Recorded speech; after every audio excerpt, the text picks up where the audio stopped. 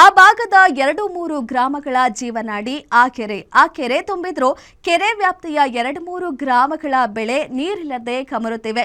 ಕಾರಣ ಕಾಲುವೆ ಹೂಳು ತುಂಬಿದ್ದು ನೀರಾವರಿ ಇಲಾಖೆ ಕಣ್ಮುಚ್ಚಿ ಕುಳಿತಿದೆ. ಹಾಗಾಗಿ ಗ್ರಾಮದ ರೈತರೇ ವಂತಿಕೆ ಸಂಗ್ರಹಿಸಿ ಕಾಲುವೆ ಹೂಳು ಎತ್ತಿದ್ದಾರೆ.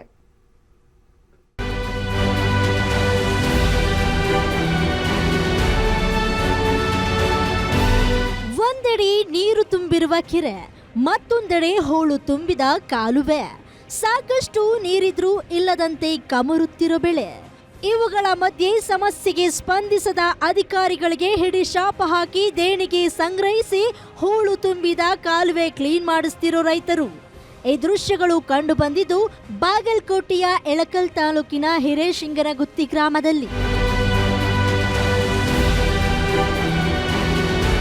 ಹಿರೇಶಿಂಗನಗುತ್ತಿ, ಚಿಕ್ಕಶಿಂಗನಗುತ್ತಿ ಗ್ರಾಮಗಳ ಸುಮಾರು 1500 ಎಕರೆ ಭೂಮಿಗೆ ನೀರಾವರಿ ಕಲ್ಪಿಸುವ ಉದ್ದೇಶದಿಂದ ಕೆರೆಯಿಂದ ಹೊಲಗದ್ದೆಗಳಲ್ಲಿ ಕಾಲುವೆ ಮಾಡಲಾಗಿದೆ.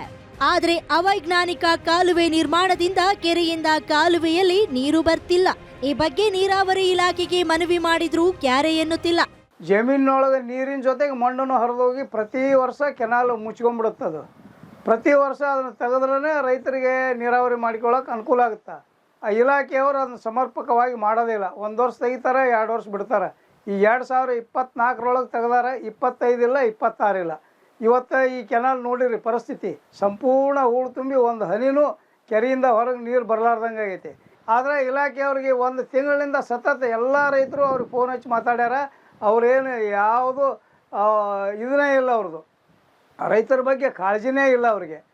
ಇನ್ನು ಹಿರೇಶಿಂಗನಗುತ್ತಿ ಗ್ರಾಮದ ಕೆರೆ 2 ಗ್ರಾಮಗಳ ಸುಮಾರು 1500 ಎಕರೆ ಭೂಮಿಗೆ ನೀರಾವರಿ ಕಲ್ಪಿಸುವ ಸಾಮರ್ಥ್ಯ ಹೊಂದಿದೆ.